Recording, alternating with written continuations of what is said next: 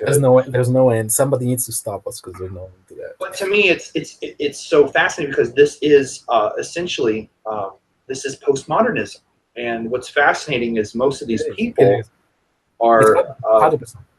Absolutely anti-postmodern, which is fascinating to me.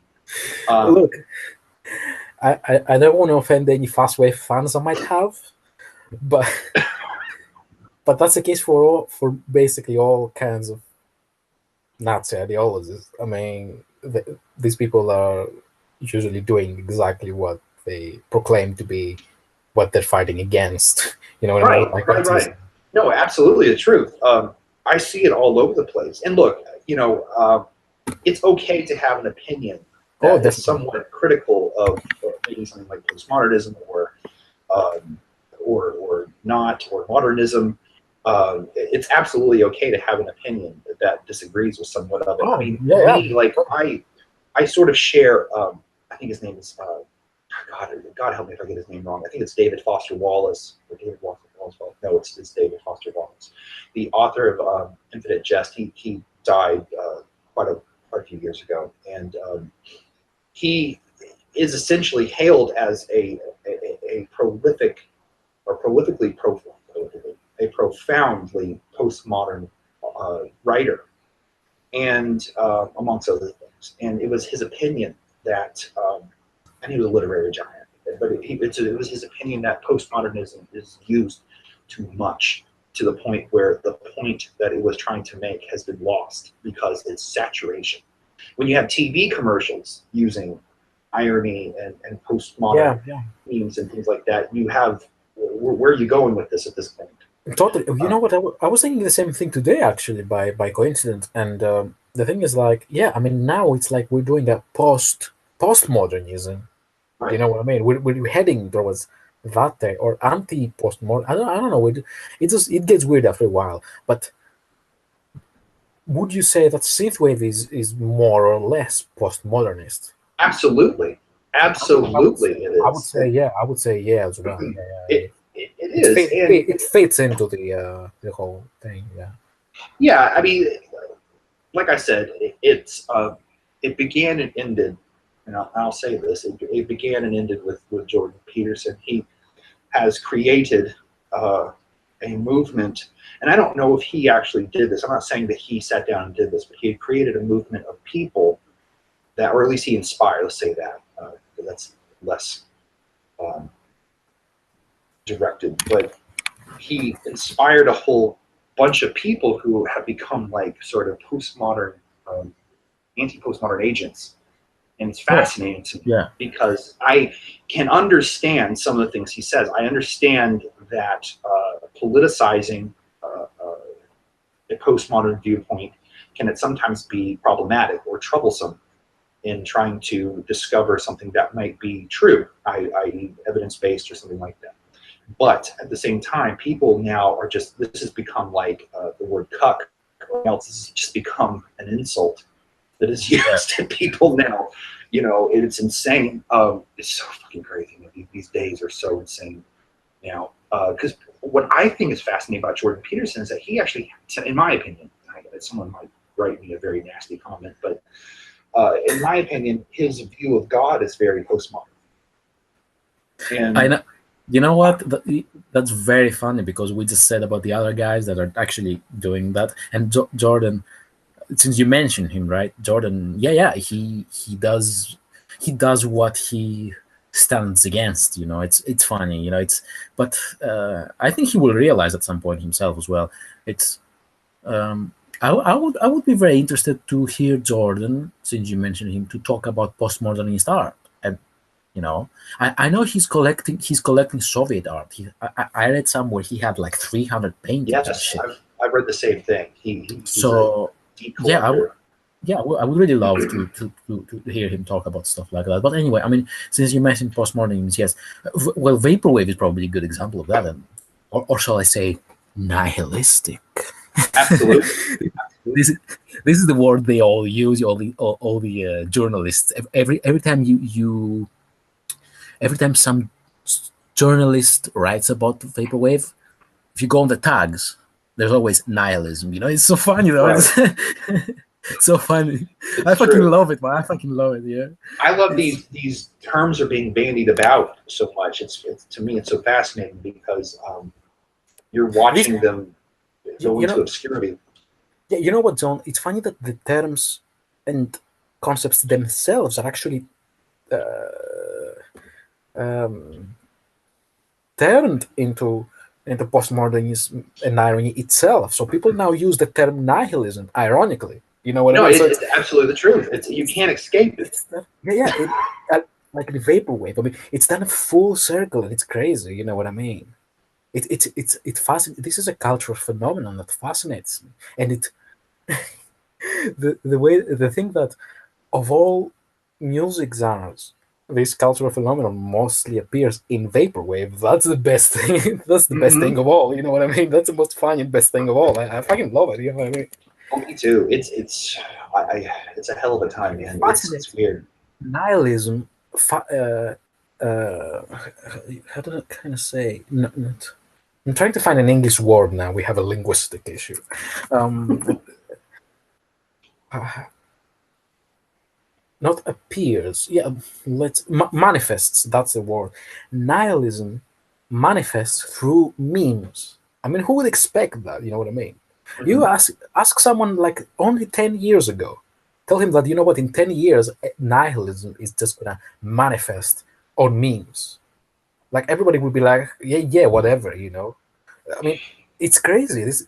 These are things that deserve, in my opinion, they deserve attention from academics Oh, I think, and and they are.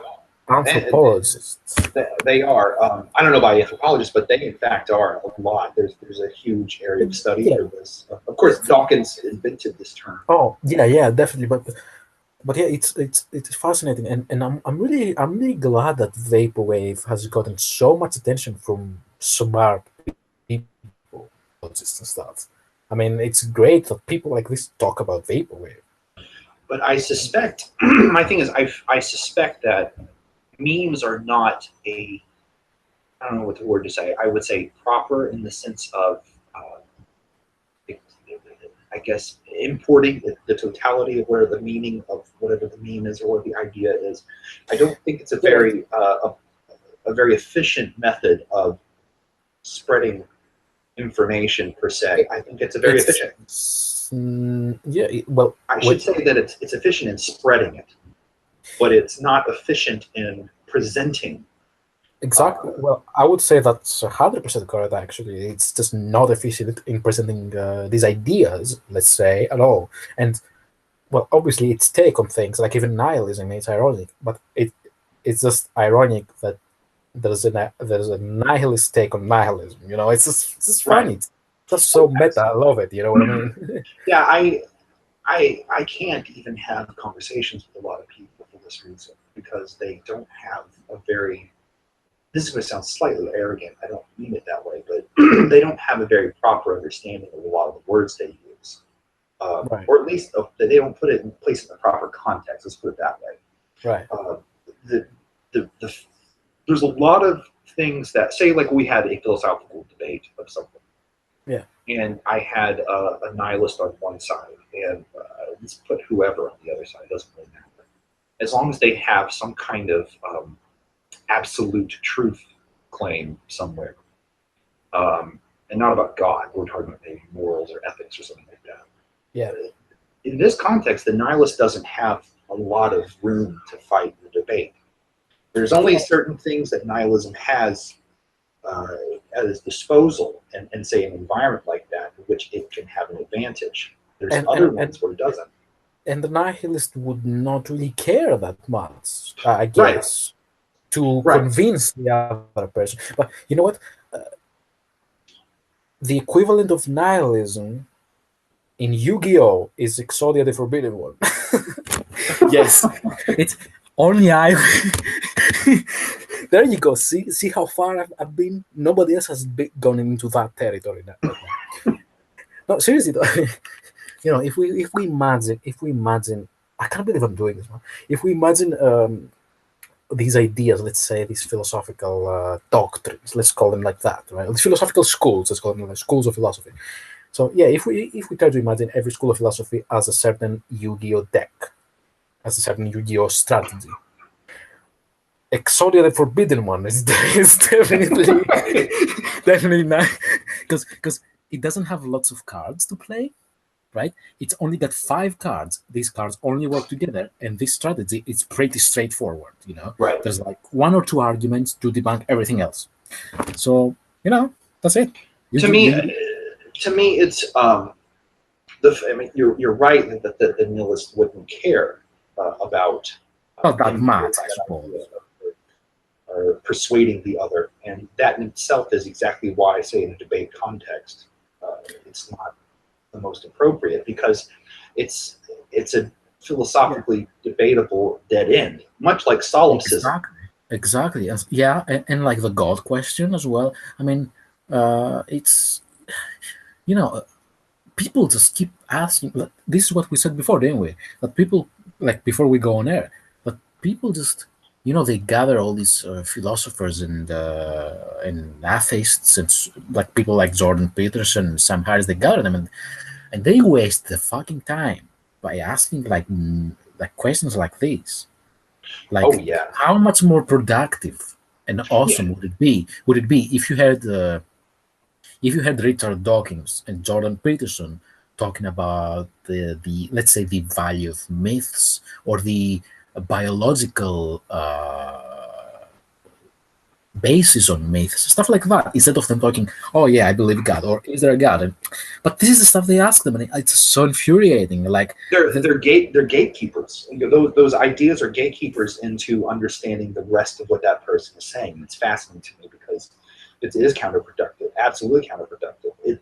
To me, though, it reflects a collective narcissism, no matter what side it is, because you have people who are on one side or the other of the debate, and their narcissism needs a mascot to come in and bolster their opinion, no matter what, because they're not really debating anything; they're just fighting, and they project who they think wins, and it always invariably is the one that they lean towards, anyways, wins. You go on YouTube, you can see this. Yeah. Well, since we've gone philosophical here, I can say that you and I, most probably we agree by 90% of things, but or maybe we disagree on many things. I don't know, but there's one thing that we definitely agree, and that is that we both hate sophists, I suppose. Oh yeah, absolutely, absolutely. And I mean, even if we disagree, we probably disagree on other things, but which is fine. I prefer to disagree with people than to agree, because disagreeing is more interesting.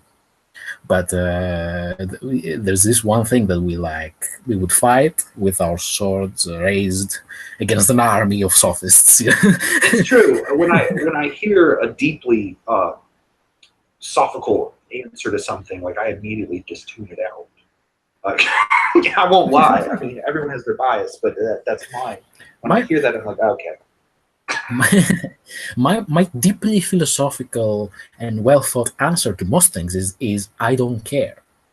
I mean, I think I'm a sort of philosophical apathist in most aspects. Yeah, that's an apropos term, I say. I mean, but it's also a very good cop out because I don't have to bother with anybody. It's like, okay, but look, I just don't care. I accept whatever he's saying. I just don't care. Right. I wish there could be, specifically with like the God debates, I wish there could be a draw that could be declared, because it gets silly. It gets very silly. Specifically, don't get me wrong, I have my own criticisms of some of the new atheists in their debates, but me too, yeah. When it comes to the apologists, it gets insane. They start using everything by fiat to describe God's existence, and the problem is that no one can prove anything. It needs to be a draw, and it needs to be put back into personal belief, and that's it. Look, in a sense, we're just all agnostics, right? Because we don't know. I mean, I'm going to call myself an atheist, right? I don't know if that a God or a deity, whatever, does not exist 100%. I can't prove it's non-existing. but I live my life as if it's non-existing, but I can't prove it as a epistemological fact. Therefore, technically speaking, I'm an agnostic. The same goes for every religious person out there. I mean, yes, they believe it's true. They can live their lives based on that, but they cannot prove it as an epistemological fact. So Right. we are all, technically speaking, obviously, the way you live is a different thing, but technically speaking, epistemologically speaking, we're just all agnostics. So let's all just shut the fuck up. No, right. and I wish it could be returned collectively back into let the more. people go. Let the people go to their chairs, and let the other person just not go to the chairs, and Well, everything's fine. imagine if we debated with the same fervor whether aliens existed or not, or whether That's there is prefer. a That's more preferable. That's the thing. That's right. I I would, wish.